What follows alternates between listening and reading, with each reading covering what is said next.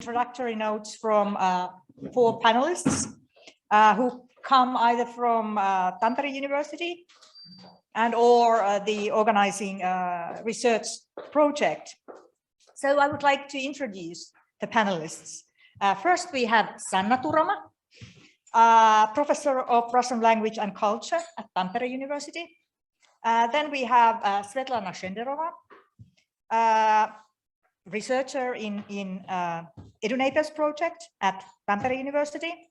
Then we have Gleb Yarovoy, researcher at the University of Eastern Finland and researcher in the EDUneighbours project.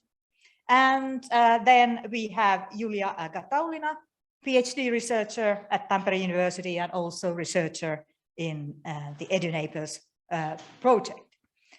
And each panelist will have 5 minutes to give their notes, and then we will open the floor for discussion. So you in the audience may post then again questions and comments to all speakers, keynote speakers, and then these 4 panelists here. So Sanna, the floor is yours. All right. Well, thank you very much. I would first of all like to thank the organizers Sirke and Anni for inviting me, and then I would like to thank the previous speakers, and I would like to thank the audience for staying with us. Well, I had a few notes, but prepared, obviously, but I have a feeling that I just kind of threw those notes out after hearing these interesting keynote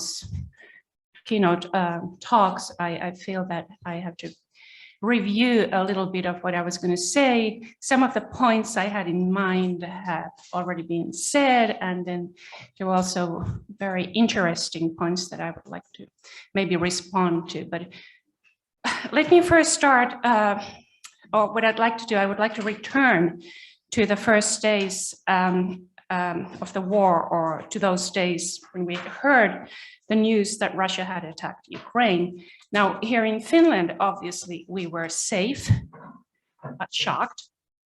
And those of us who had family, friends, colleagues, or students in Ukraine were obviously very worried. Now, it was not a surprise that the political community that we call the West imposed economic sanctions on Russia. And some of them were already in effect, as we know. And I don't think it was a surprise that Western countries also decided to give military aid to Ukraine, let alone humanitarian aid.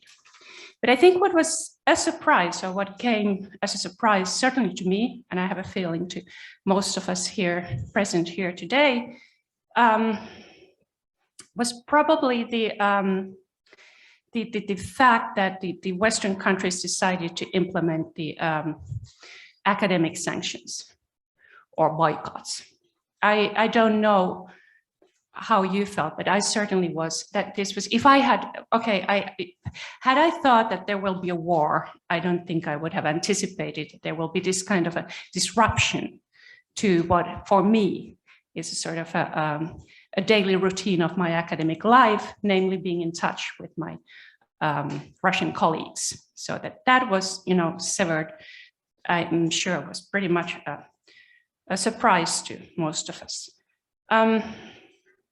And this interruption of academic, educational, and scientific collaboration with Russian organizations, and then the implication that, for instance, my employer, which is the University of Tampere, has in their own restrictions articulated an actual ban on person-to-person collaboration, which I find extremely problematic, and I've been trying to change that, and I just double-checked instructions, and they have not changed it. So this kind of a sort of an interruption is, in my understanding, an unprecedented situation.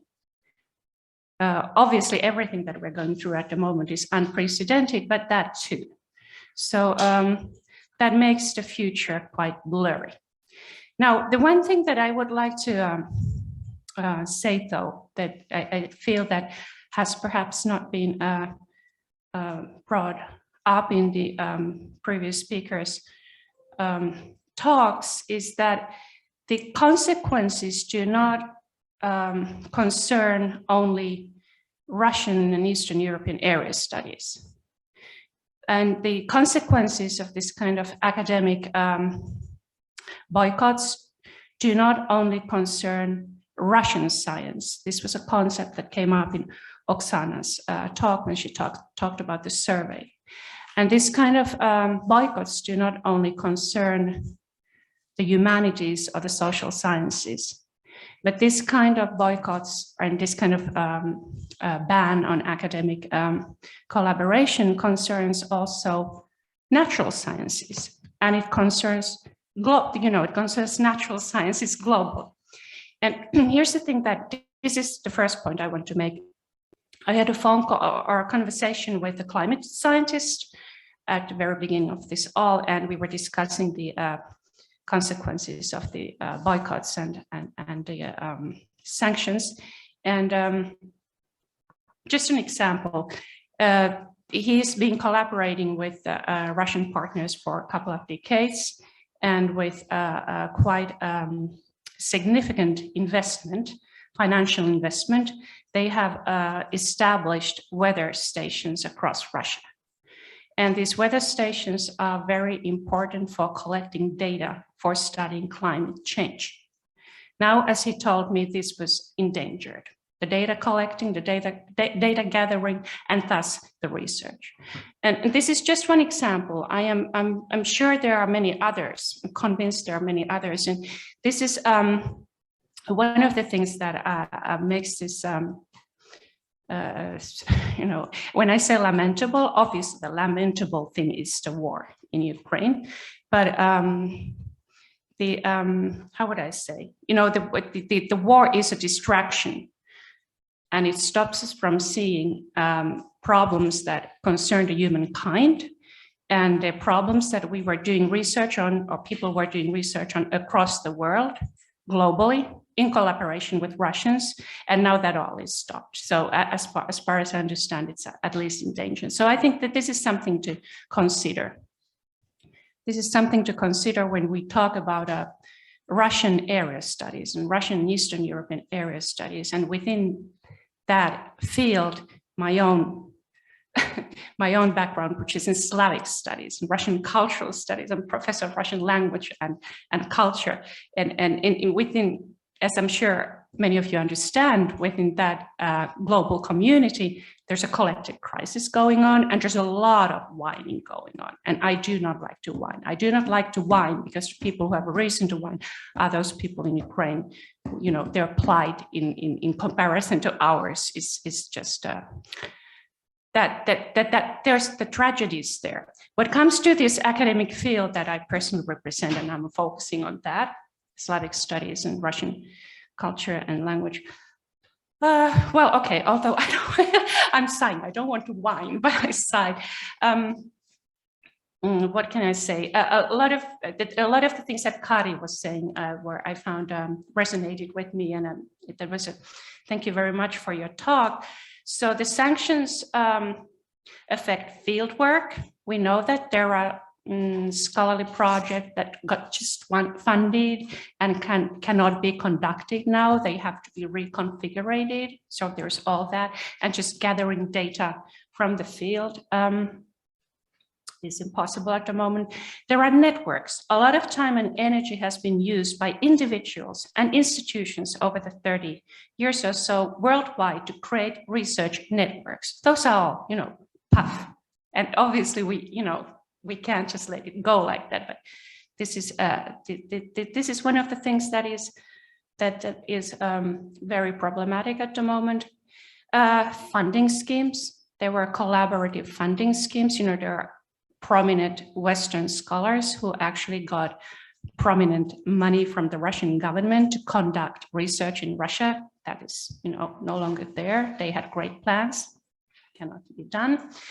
And then there's the educational collaboration. which I find personally lamentable. I have a couple of examples. Do you have time, Sirka? Am I running? A couple of minutes. Okay. And this comes from my experience as professor of Russian language and culture at this university. We had just started, I think, a wonderful collaboration with Yasna Polyana. Some of you may know that this is a museum, Lev Tolstoy's museum in Russia, and a couple of universities in that region were involved. And we had one Zoom webinar with students in those two universities near Yasna Polyana people, and our students. And a couple of our teachers had a Zoom webinar to plan future collaboration. And this was, a student exchange. Our students, who are students of Russian language and culture, were, first of all, they were learning Russian, the language, by talking to the students there.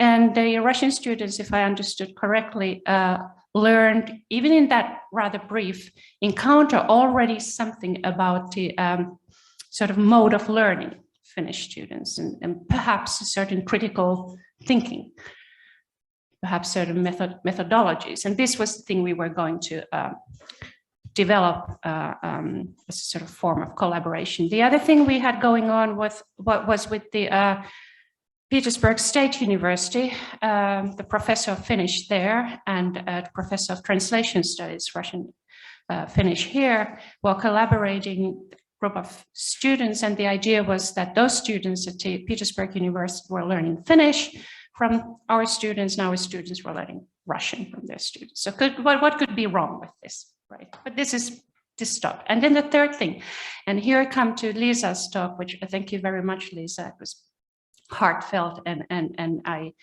see where you're coming from, absolutely. But I want to raise a question. You see, I would, and this I also have to deal. One of the things I have to deal with in terms of my, or sort of from the viewpoint of my current position, is canceling Russian culture. I'm sure you know this debate.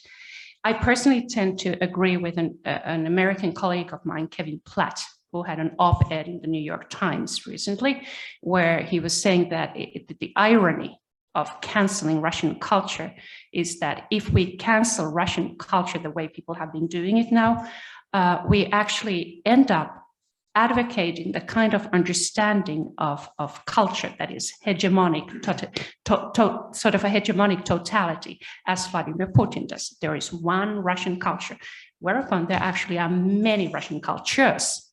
And obviously, particularly if we're in cultural studies, we're aware that this is sort of a methodological and theoretical starting point. But so I tend to agree with him that this canceling Russian culture is perilous, in my opinion. So coming back to my last example of this educational collaboration, and I find it extremely lamentable that we have to sever all connections. Some people do want to study Russian language. And when I was a student of Russian language, we studied Slavic languages, and we were taught, and we thought that through one Slavic language, you can find your way learning another Slavic language. You study Ukrainian, you can learn Russian, and vice versa. Now, so some people still want to study languages, and Russian is one of them.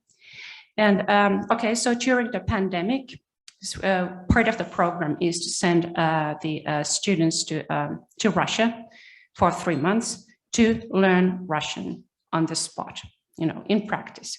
So during the pandemic, we couldn't do this. And at that point, somebody suggested to me sending our students to one of the Baltic countries. I think Latvia, I think Riga. And I said, absolutely not. And for the reasons, Lisa, you brought up, because I didn't want to sort of,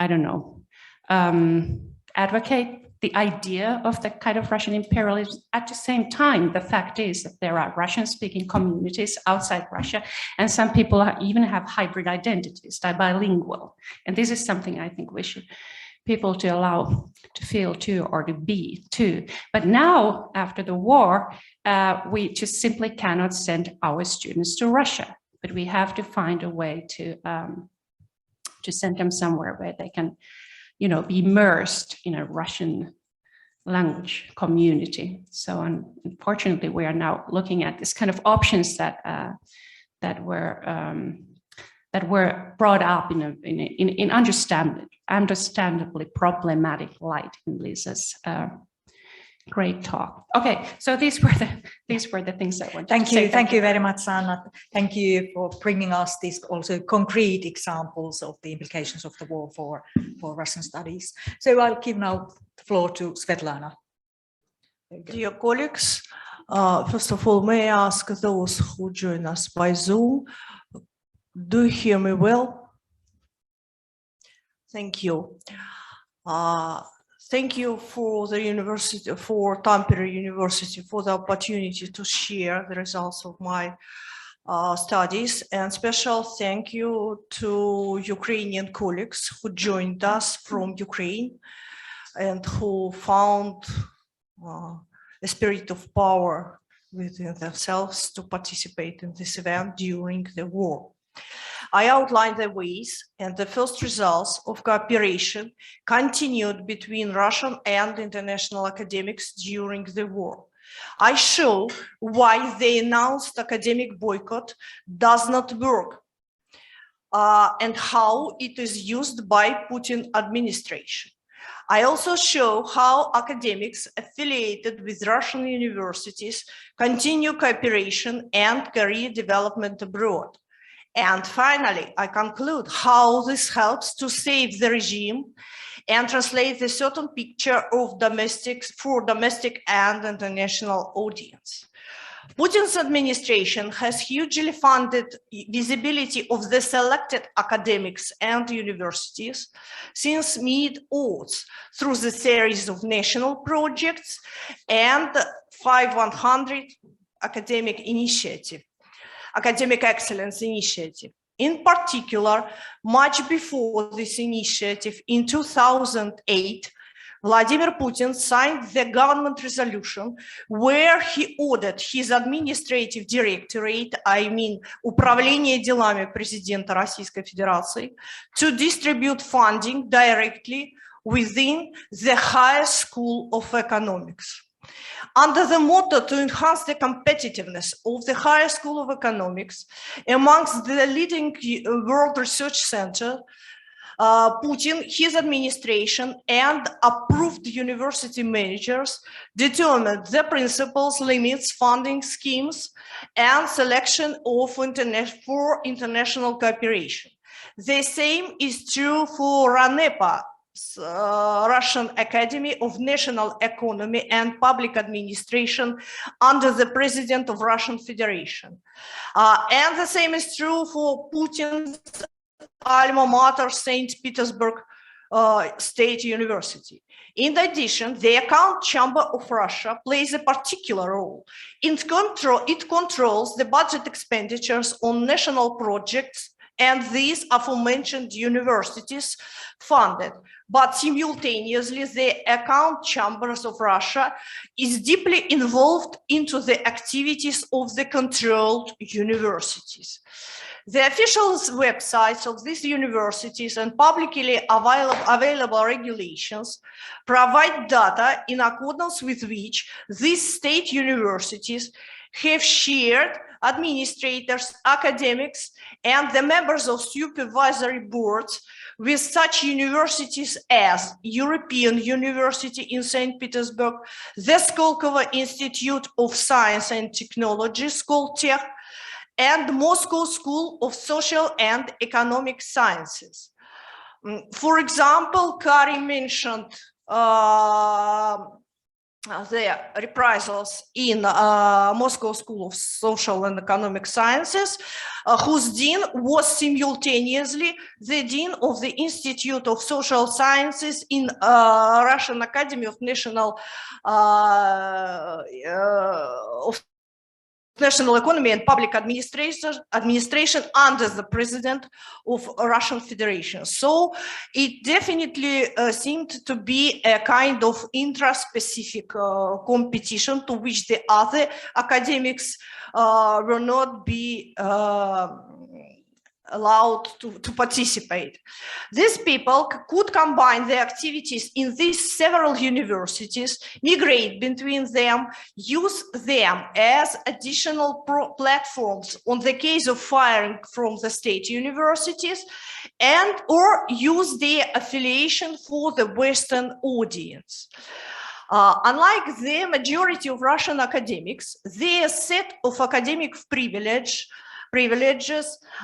included small, if any, teaching workload, non-transparent principles of salary, and easy access to internationalization activities and funding. And that's why it is understandable why the Ukrainian colleagues protest against participation of Russian academics in internationalization activities funded by international organization. That is because this is a privilege to be funded, and this status of privilege is inherited from the Soviet times. It was a kind of privilege to have an information about any internationalization activities. It is particularly so for the academics at the vice-rector positions involved in non-transparent financial schemes. These privileges have been based on oppressions the vast majority of Russian academics, but have allowed internationally visible researchers productively work in Russia and abroad. After the war started, Western academics declared the boycott of Russian academics. Western academics do not recognize that some of their well-acquainted colleagues who publicly condemned Putin's invasion from abroad continued to use the resources from Putin's administration at home. Some of these collaborationists saved their positions both in Western and in Russian universities, and they were not announced as foreign agents, both in Russia and abroad. The others had enough time to make a choice between their affiliation or easily found new position abroad. The other active collaborators are highly cited international researchers who previously actively cooperated with Russian government and their universities. Since the beginning of war, they left their position in Russian universities, but continued cooperation established under the support of Putin's administration. For example, they still invite the researchers from Russian universities to participate in their events, publications, etc. It is particularly so for the universities based in the UK, which is not a part of Europe anymore, and the United States, for example. Some Western academics insist that cooperation should be continued to expand the knowledge of Russia. That is more crucial than ever. This citation. But it should be taken into account that a significant part of this knowledge is still provided under the oversight of Putin's administration. Putin administration still supports academics abroad, presented themselves as the enlightened holders of liberal knowledge and values. However, these so-called liberals have not been able to provide a competitive environment within their own universities for the competition on their own positions for 30 years of transformation. Therefore, despite this declaration, they are interested to save the regime, to safeguard their privileges, even if the leader of the regime changes. On the other hand, so I move to the conclusion. On the other hand, Putin's administration funds the selected academic in Russia, often at the same universities, to organize propaganda campaigns in the Soviet style. They sign the letters, carry out manipulative opinion polls, pressure or intimidate their less privileged colleagues, and present themselves as the patriots. They also want to continue to serve the regime in return on the access to funding of their so-called patriotic project. To conclude, that's how Putin's administration impacts on knowledge of Russia and Russian studies. Putin administration has enough resources to provide the visibility both for liberal and patriotic agenda, and both of them present the picture beneficial for the regime. That's why academic boycott does not work. Total isolation of the EU academia from Russia-related information and research helps Putin regime to hide the truth of the real situation in Russia. But this knowledge is necessary to resist the regime. If the European universities isolate themselves from the other sources of information, including research, they will rely on the picture of Russia beneficial for Putin's regime. Therefore, European academia lose the chance to produce knowledge of Russia by themselves and lose the chance to know better Putin's regime and its imperialistic nature. Thank you. Thank you. Yes, thank you for paying attention to these dual or multiple roles of Russian scholars, and also to the link between power and academia, or Putin's regime and academia in Russia. Now I will give the floor to Gleb. Yes, thank you, Sirke. Yeah, we are walking around more or less the same topics, and then of course I will repeat some of the ideas, but in this situation maybe repetition is not necessarily senseless. So the main idea of my short speech today is that preserving human capital for post-Putin Russia needs collective efforts, and also in the West. Currently, all humanity's thoughts are with Ukraine, and all possible support goes to its brave people. It cannot be otherwise while children, women, young and elderly people are being killed by Russian bombs and guns. Yet, postponing thinking about the post-war future cannot be left until the times when the direct violence stops. Currently, loud voices are calling on Western countries to enact a boycott on Russia, including its scientists, academics, and universities. As a Western-based academic of Russian origin, I agree that the consequences of Russian aggression cannot be mild, and that those who directly and clearly supported the war must be banned from all international interaction. I also agree that state-controlled Russian higher education and research institutions should not be considered inseparable from the Russian government, as many of them explicitly back military aggression against Ukraine. Sanctions against them are logical and even necessary. Yet, there are a number of non-state higher education and research institutions that do not support the war. And there are academicians who are persecuted by the Russian authorities. Ceasing cooperation with them will only add to the punishment that the Kremlin is imposing on them already. We all know that the West has contributed to the education of many progressively minded Russians. Many of them are academics, and they remain friends of humanity and peace.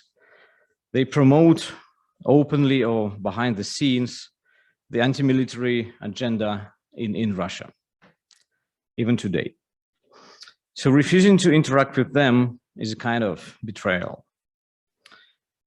It should be clearly stated that having an open anti-war stance in modern Russia is a brave setup, given the risk of being fired from jobs, expelled from studies, and even imprisoned.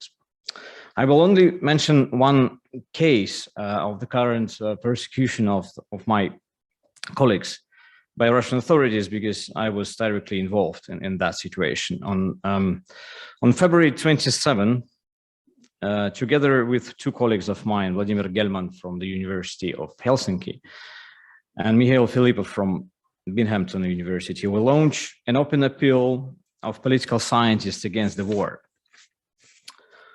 The letter is now signed by more than 200 political scientists internationally, and some of the signatories are today in this room, but many of them are Russians who remain in Russia. We already know that there was a huge pressure on many of them. Some of them have been already sacked from their positions. The others will have to leave their universities in the end of this academic year. And there are cases of administrative, so meaning so far no criminal punishment, but with the perspective of criminal persecution. Yesterday, the court in Perm issued a heavy fine for discrediting the Russian army to my colleague Vitaly Kovin, who works at the Russian Academy of Science, for signing this and sharing this open appeal in social media. Kovin was already labeled a foreign agent in the autumn 2021 for being affiliated with Golos, Electoral Observers NGO. So the next administrative fine, if he gets it, will open the doors to the criminal persecution. And again, this also goes for the other signatories of that open appeal, whom we know well. For example, Irina Busygina, Grigory Golosov, Larisa Dereglazova, Ivan Kurila, Olga Malinova, and quite many others who remain in Russia, I repeat. So that being said, I would urge the international community not to boycott research and collaboration with those Russian scientists who condemn the war wherever and whenever possible. And again, I repeat that currently the Kremlin wants to replace international knowledge with a pseudo-scientific propaganda machine. And this will deprive the next generation or the next generations of Russians of a decent education and critical thinking skills. The West should not aid this endeavor. I would remind that the harm caused by the military violence goes far beyond infrastructural and even human losses. Calls for discrimination against any social group is the way to continue structural and cultural violence on a global scale. And once again, I do not question the tragedy of Ukraine, but I emphasize that survival of the progressive part of Russian society and academia depends in large measure on whether it can survive abroad in exile and whether it can get support from abroad. That's it. Thank you.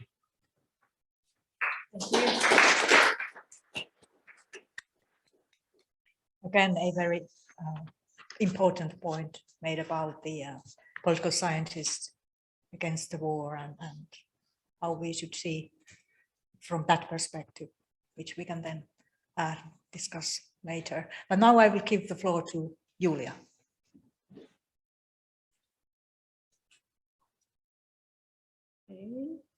No, yes. Yes. So no. I have this funny thing. Okay. For myself, I sound like little too loud actually, but it's yeah. My name is Iuliia Gataulina, but now it's stopped. No. Yeah, just take yeah. it. No, it's so complicated.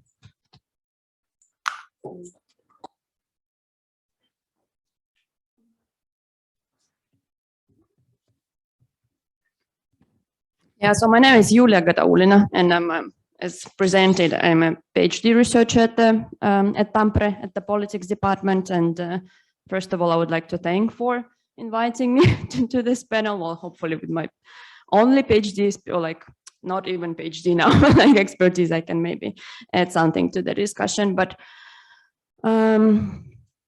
surely I would like to start that the topic is complex, and unfortunately, maybe there is no specific answer. And then we heard already quite different perspective to the question. And while preparing for this event, and while I was thinking about the cooperation with Russia, like the question of cooperation with Russia in the context of the war with Ukraine, I kept in mind, of course, the main focus of the discussion, how specific decisions regarding their cooperation influence the war in Ukraine, and whether what relationship the academic collaboration has actually to the regime in Russia. And at the moment, I'm doing my PhD on the different workings of power within university system in Russia. And I myself studied in Russia before PhD, and both in peripheral university in Ulyanovsk and then in more resourceful university in St. Petersburg State University. And then afterwards I joined PhD. And then back in Russia, I was also involved for some time in activism. It was mostly LGBT and feminist activism, but then I had some idea of kind of broader political activism in the country. So this is kind of just to situate myself.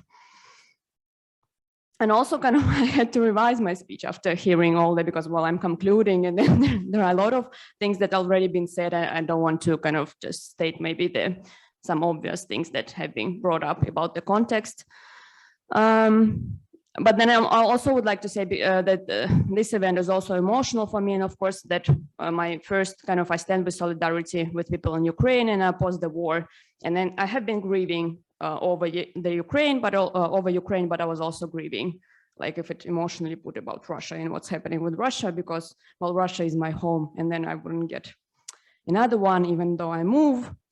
And yeah, nothing else will become my home. And then even though I oppose the regime and the repressions in Russia and then the Russian imperialism itself, then, and it also became kind of the driving force behind my activism back in Russia, and then kind of my scholarly now endeavors to understand how the regime works in Russia.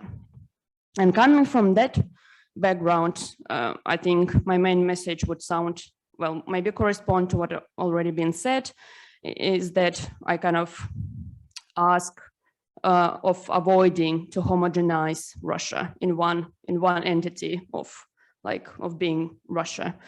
And of course, the nation state itself is surely one of the main legal and political entities within what the power operates and the regime sustains itself. However, I would be saying that there are different power dynamics that run beyond or across state borders, and resistance run across state borders. And then, of course, maybe kind of some mechanisms that allowed for the regime to sustain itself, I would argue, also run across the borders and not kind of would be fallen under the territory of Russia or like the marker of Russia. And then there are already some discussions about what made it possible, for example, the accumulation of power and accumulation of the capital by the regime. And it's obviously the, transnational workings of power and like how financial institutions work. So maybe I'm just thinking about, kind of not homogenizing Russia as such, but then thinking also sometimes transnationally how the power sustains itself. And and I think this is the same when I'm thinking about the collective responsibility, and when this collective responsibility sometimes fall on Russia, I'm asking myself the question, what is Russia? And then I'm just thinking like Russia is starting the imperial war in Ukraine, remains remains the state with the authoritarian and imperial politics within Russia. And there were some scholars arguing for internal colonialism within Russia. So kind of from that perspective, Russia is also not homogeneous. And then the accumulation of power within Russia is also very huge, like in a huge difference. And then I would now agree agree with Svetlana's points about this selectivity, where, for example, funding goes and who actually enjoys the privilege within Russian context. From that perspective, of course, Russia would become multiple, and then exactly about Russian cultures. And then if there is a space actually for not imperial Russian culture or like anti-imperial Russian culture, because Russia is still consisted of very different regions.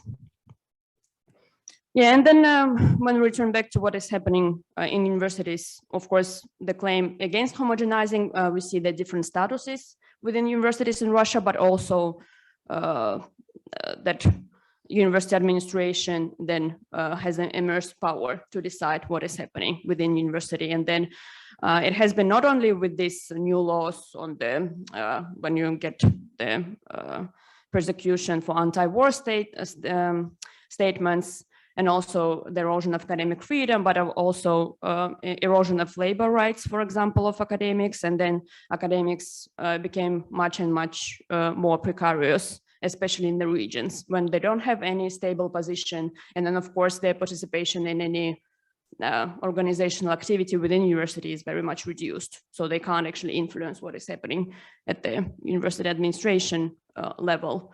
And yeah, because of the precarity of their position. I'm actually now out of my time. So I'm just maybe we'll stop here. Yes, and we can continue with the discussion. One sentence. No, it's fine.